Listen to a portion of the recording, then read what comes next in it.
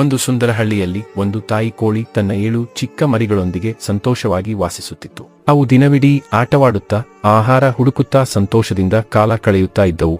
ಒಂದು ದಿನ ಒಂದು ಬುದ್ಧಿವಂತ ಗಿಳಿ ಮರದ ಮೇಲೆ ಕುಳಿತು ತಾಯಿ ಕೋಳಿಗೆ ಕೂಗಿ ಹೇಳಿತು. ತಾಯಿ ಕೋಳಿ, ಮಳೆಯಾಗಬಹುದು, ನೀನು ಎಚ್ಚರಿಕೆಯಿಂದ ಇರಬೇಕು ಅಂತ ಹೇಳಿತು. ಆದರೆ ತಾಯಿ ಕೋಳಿ ಅದನ್ನು ಗಂಭೀರವಾಗಿ ತೆಗೆದುಕೊಳ್ಳಲಿಲ್ಲ. ಕೆಲವು ಕ್ಷಣಗಳಲ್ಲೇ ಕಪ್ಪು ಮೋಡಗಳು ಆಕಾಶವನ್ನು ಆವರಿಸಿತು, ಗಾಳಿ ಜೋರಾಗಿ ಬೀಸಿತು ಮತ್ತು ಮಳೆ ಸುರಿಯತೊಡಗಿತು. ಮರಿಗಳು ಗಾಬರಿಗೊಂಡು ತಾಯಿಯತ್ತ ಓಡಿದವು. ತಕ್ಷಣ ತಾಯಿ ಕೋಳಿ ತನ್ನ ದೊಡ್ಡ ರೆಕ್ಕೆಗಳನ್ನು ಹಿಗ್ಗಿಸಿ ಎಲ್ಲಾ ಮರಿಗಳನ್ನು ಸುತ್ತುವರಿಯಿತು. ಭಾರೀ ಮಳೆ ಸುರಿಯುತ್ತಿದ್ದರೂ ಮರಿಗಳು ತಾಯಿಯ ರೆಕ್ಕೆಗಳಡಿ ಬಂದು ಸುರಕ್ಷಿತವಾಗಿದ್ದವು. ಸ್ವಲ್ಪ ಹೊತ್ತಿನಲ್ಲೇ ಮಳೆ ನಿಂತಿತು.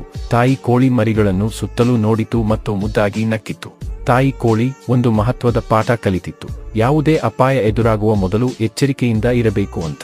ಈ ಕಥೆಯ ನೀತಿ ಅಂದರೆ ದೊಡ್ಡವರ ಮಾತು ಕೇಳುವುದು ಮತ್ತು ಎಚ್ಚರಿಕೆಯಿಂದ ಇರುವುದು ನಮ್ಮನ್ನು ಸುರಕ್ಷಿತವಾಗಿರಿಸುತ್ತದೆ.